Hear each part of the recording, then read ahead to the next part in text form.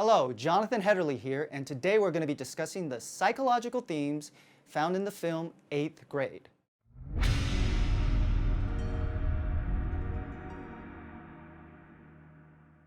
Psych Cinema is Shrink Tank's video series where I explore the psychology in the films that I watch and love. But before we get started, be sure to subscribe to our channel and click the notification bell. That way, you won't miss out on any of our new content as we explore the intersection of pop culture and psychology. So let me give my brief thoughts on the film before we dive into the psychology found within the movie. But beware, spoiler alert, so if you haven't seen 8th Grade, go out and see it, then come back and watch this video. So Bo Burnham's feature debut centers on a young girl named Kayla, played by Elsie Fisher, and it takes place over the course of the last week of middle school as she transitions to life as a high schooler. The film has received critical acclaim, and I believe rightfully so. It is a very earnest and tender depiction of what it's like to be a teenager during that really awkward phase of life. You'll see in the film Kayla, played by Elsie Fisher, navigating the social awkwardness and the stress and anxiety of friendships and peers, but also the challenges that parents and kids face when they're trying to connect and communicate at that stage of life where they're not a kid anymore, but they're not an adult, and they're trying to renegotiate the terms of communication, interaction, connection between a child and a parent. I absolutely loved this film. I highly recommend it. We'll talk a little bit later about my own thoughts about the R rating and whether or not it's appropriate to take younger people to see this film. But on the surface, this is one of the best and one of the most honest films that I can recall in recent history that really seems to capture the mood of middle school. So now let's dive into the psychology that is found in this film. And I want to start off by talking about technology, social media, and even social skills and socializing with peers, because this movie is very awkward. My teen daughter herself talked about how the cringe factor in this film is so high. Because what we see with Elsie that a lot of people, young people, can relate to in their own experiences, and a lot of parents can relate to as their role as an observer, as a parent of a teen, is that technology and social media is really at the center of day-to-day life for young people. That can seem really disorienting and maybe concerning as a parent, but as you see with Kayla, the protagonist in the film, it's neither really an absolute good or an absolute bad, her relationship with technology and social media. It's just a part of her life. And you see that right from the very beginning. The film starts with her filming inspirational videos that she posts on YouTube where she's trying to give inspiration and advice to young people about tackling some of the daily challenges that they face as a young person. But then you see Kayla throughout the film, she is not like the videos that she creates. So she's trying to discover who she is, or she is creating videos where she aspires to be that person that she's communicating to other people, even though confidence or putting yourself out there is something that she really struggles with. The film also looks at social media and how quickly it really continues to permeate the life of young people. There's a scene in the mall where Kayla is hanging out with her new friend from high school, Olivia, a high schooler that shadowed with Kayla when she visited the high school for a day. And they're talking about how Kayla is different than them, even though they're only separated by 4 years. And the reason that they describe that is they're discussing about when each of them was introduced to smartphones. Or social media.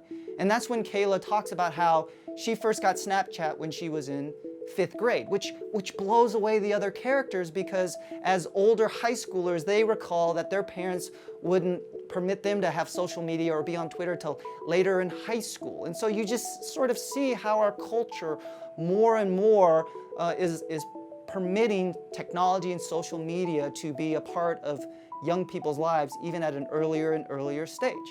And you see it throughout the film of how it is just a part of her life or how it impacts her life. Kayla feels very discouraged by the number of views she's not getting from her YouTube videos.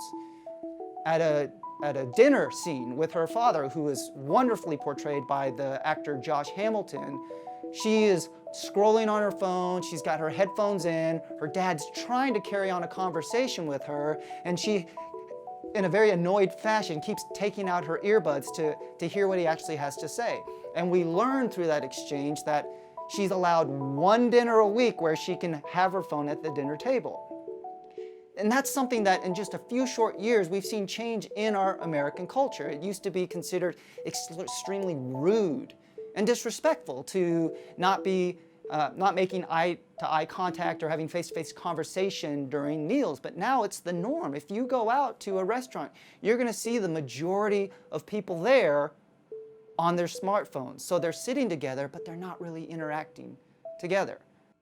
Now, when we tackle technology and social media, and even the socialization that we see with Kayla in the film, one of the things that is highlighted through her interaction with social media and her constantly scrolling on Instagram or Snapchat is that not only does she struggle with social skills, we see that a lot of her peers do as well, even the popular kids.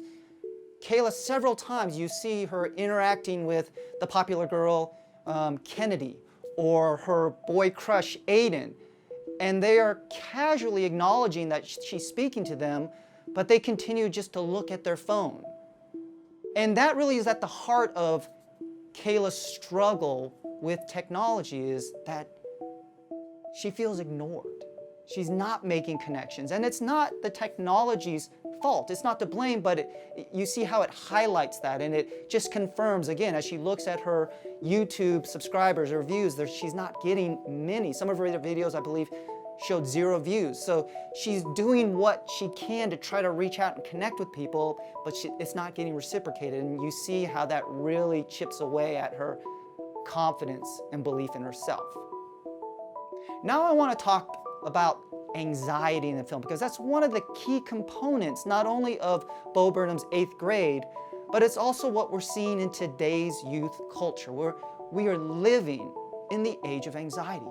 Teenagers are now the most stressed out demographic in the United States. And we're seeing that in terms of rising rates of anxiety. We're having troublesome patterns of school refusal and kids really struggling to even make it to school. They're amplifying and exaggerating their own stress and anxiety. We're seeing struggles with perfectionism. We're just seeing all of these constant problems that we can link back to anxiety. And you see this in the film as well. Kayla certainly struggles with anxiety. In one scene, you see her having what we might describe as a panic attack as she goes to a birthday party of a popular girl, a party she really didn't want to go to, or she had, at the very least, very mixed feelings about going. Again, she really desires connection, but then when she's faced with it, her anxiety and her fear and her dread seems to bubble over, and she has to go to the bathroom at this birthday party and really collect herself. And you sense, as the viewer, just her struggle for composure, for breathing, to feel overwhelmed, and whether or not she thinks she can make it through that birthday party itself.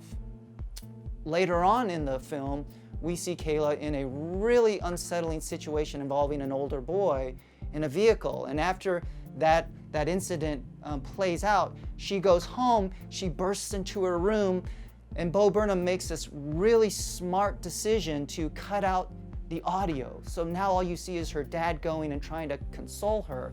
She's clearly breaking down to the point where even as he tries to comfort her, she really rejects any type of physical touch from him. And you just see that anxiety and dread and the emotion that she is feeling so stressed and overwhelmed with. And then it immediately goes to Kayla making one of her last videos, where she admits to her audience, she admits in one of her videos that she struggles to be the person that she describes in her videos. And she talks about her own stress and worry and anxiety. She says she worries all the time. And she describes it as that feeling you have right before you're going to get on a roller coaster, those butterflies, that dread. And then she eloquently describes it. The problem is that she never gets that feeling after you've ridden the roller coaster, when the butterflies go away. And that really is something that we see a lot of young people this character's age, middle schoolers, are struggling with. We're seeing so many people struggle with anxiety and racing thoughts and catastrophizing, all of these types of distorted thinking that we haven't seen these amounts of rates previously with young people. So we know that that's a struggle. And even the two main people involved in this film, director Bo Burnham and the actress Elsie Fisher, both have talked about their own struggles with anxiety. In fact, Bo Burnham has gone on camera in interviews, and he's talked about how he was in and out of hospitals in high school with stomach problems, and they thought he might have some type of gastrointestinal problems. It turns out it was just a physical manifestation of his anxiety and stress. And so this film really can help both young people and even their parents recognize some of those subtle or not so subtle symptoms of anxiety with young people, because oftentimes we as parents can be so absorbed in performance and kids reaching their potential that we can miss some of those subtle mental health symptoms that our kids are struggling. And it's not simply about effort, or it's not that they're just making a mountain out of a molehill, but in fact, they really are struggling within about the way they see the world, the way they see themselves, and the way they see how capable or incapable they are of navigating the challenges of the middle school years.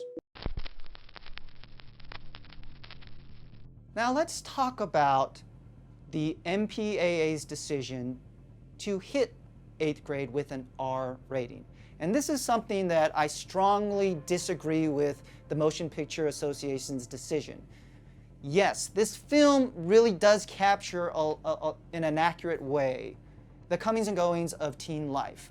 And Bo Burnham has gone on to comment, he didn't set out to make an R-rated film, he set out to make a film that felt honest and accurate. And if we're being honest and accurate, most middle schoolers don't live in a PG-13 world. Now, I myself have permitted both my daughters to see 8th grade if they would like to. I have a high school daughter, a middle school daughter. My middle school daughter chose to go see it. And in some ways, she talked about, sometimes it felt like what she went through even as a 5th grader. And it's a natural tendency for adults and parents to worry about young people. We worry about these rates of anxiety. We worry about, is technology really playing a big role in kids feeling disconnected, struggling with social skills, having real face-to-face friends. And it's really easy for us when we feel fear and worry to try to shield and protect our kids, young people. But in some ways, can that actually have the exact opposite effect? Can protection be a form of avoidance, thereby not permitting kids at a young age to really be exposed to some of the more troubling or some of the more sensitive aspects of growing up at an age where they still have parents and adults that they can turn to for perspective, to start a conversation. 8th grade is not a film designed to be an inspirational back-to-school special. It is a very heartwarming film. It is inspiring in a lot of ways.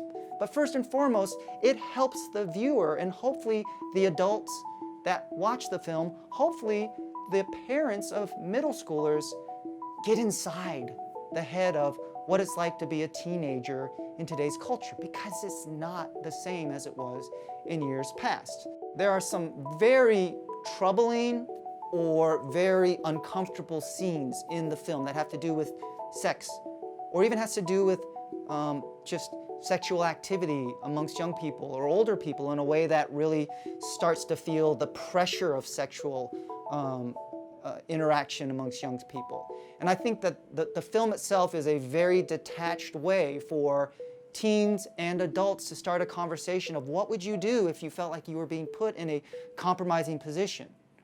What would you do if you felt like you were being coerced by an older teenager or an older person for you to act in a way that made you very uncomfortable?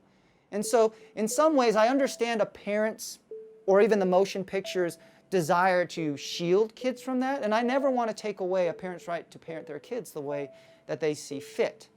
However, I strongly encourage people not to automatically turn away from 8th grade for their young kids simply because it's rated R. It really did bring about some very meaningful conversation with my middle school daughter, and I have no regrets that we watched it, even together, side by side, which can sound like a really cringeworthy type of experience, but that's what I want to have. I want to have honest and sincere experiences with my daughter so that then we can talk about it together. Well, that's going to do it for this episode of Psych Cinema. What did you think of 8th grade? Like our video and be sure to leave your own comments below. Also, we'd love for you to give us any recommendations you have of films you would like to see on Psych Cinema as we unpack the psychology found in your favorite films. Be sure to also follow me on Twitter and check out shrinktank.com, where you'll find all types of content exploring the intersection of pop culture and psychology. Thanks for watching this episode of Psych Cinema. We'll see you next time. As always, make sure to share and subscribe to my channel. Gucci!